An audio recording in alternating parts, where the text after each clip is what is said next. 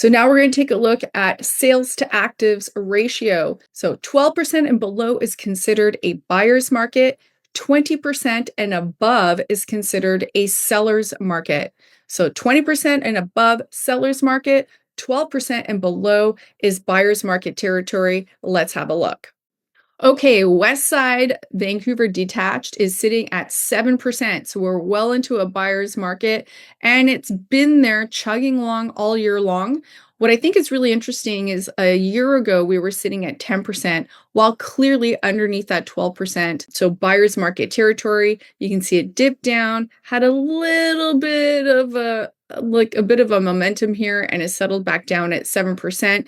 Definitely West Side houses are a great opportunity right now.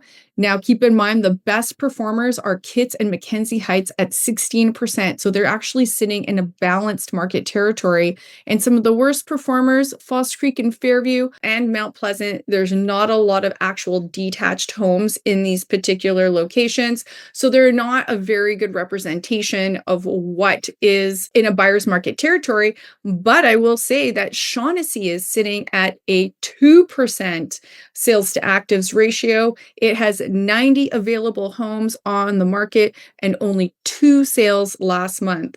So that gives you an idea of how poorly that market segment is doing. So if you are looking for opportunities, this could be a great place for it. Westside condos, we're sitting at 12%. So just on the cusp of going from a balance to a buyer's market. Your median price here is $884.50. Your best neighborhood is False Creek in a seller's market, 23%.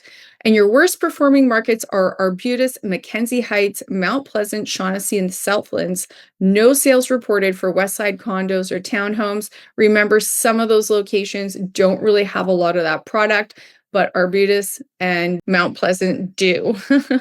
So something to keep in mind. Downtown condos and townhomes is sitting at 11%. Balanced market, I would say this is actually now more of a buyer's market territory. Yaletown was your best performer at 15%, and your worst performer was Coal Harbor at 7%. It was so definitely in that buyer's market, but overall sitting at 11%, and it's been fairly steadily sitting just coming out of that balanced market into a buyer's market territory. So there's definitely some opportunity in the downtown core, but not as bad as one would think in terms of overall relativity. But of course, it will depend on the location of the condos that you're looking for. Vancouver East detached is sitting in buyer's market territory at 9%. You can see it's been kind of bumping around. It bumped up into like some solid balanced market territory for a while, but really we've been sitting in the buyer's market territory and it ticked down into September as well. Again, we're seeing that the downward pressure on prices there. Your best performing market was Hastings Sunrise at 21%, just inside that seller's market band. And your worst performing markets were Downtown East, Hastings, and South Marine with no sales reported. Definitely a lot of inventory in those pockets, particularly South Marine. Vancouver East condos, actually one of the best performing markets, sitting at 16%, balanced market territory. Your median sale price is about $650. Your best performing market is Renfrew at 41%, which is definitely in a seller's market. And then your worst performing market is Killarney and Fraserview. No sales reported there whatsoever. Again, not as many condos, but there are condos in these pockets. So definitely a representation of how undesirable in some months some of these neighborhoods can be. So again, not necessarily undesirable, but maybe not the right product and or not the right pricing, providing some opportunity.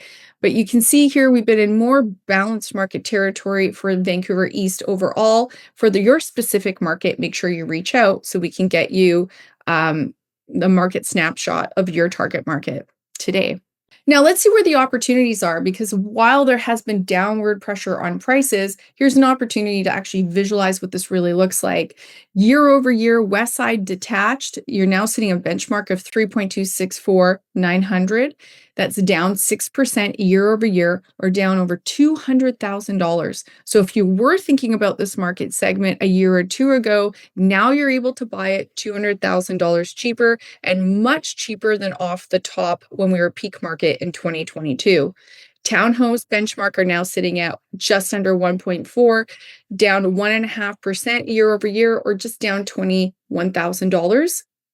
And condos are sitting at 804,000, down 4% year over year, or $34,000. So they've all just got that much cheaper if you like this product on sale.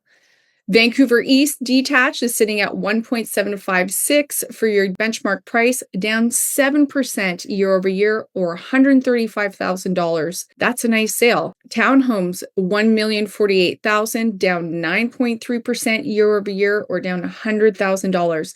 So those Eastside townhomes are definitely feeling a bit of that pinch, which makes for really great opportunity if you're looking to upgrade from your condo into your townhome, for example. There's definitely move up buyer opportunity here, and I'll get into that in a second. Eastside condos benchmark is sitting at 673, down just under 2% year over year or down 12,000. Now, for those of you that are thinking, well, it's a down market, what's the opportunity? I'm going to not get that much money for my place, but the point is you're going to sell for less, but you're going to buy for less. And in fact, there's a real strategy here because, for example, if you're living on the east side and you have a condo that's sitting at 673 or that's your benchmark and it's only down 12 grand, if you're in the position where you're able to sell it and move up into that townhome that's down 100 grand, you're still going to be ahead between $90,000 and $100,000 when you consider how much cheaper you can buy that townhouse for today versus the small depreciation you've experienced on your condo. Or if you're sitting in a Vancouver West townhome that's only down 20 grand and now you're ready to sell that at about 1.4 and jump into, say, an Eastside detached, which is down 135. So you might be down 20 grand on your condo, but you're going to be buying that detached property for $135,000 less. So there's definitely an opportunity here for move up buyers.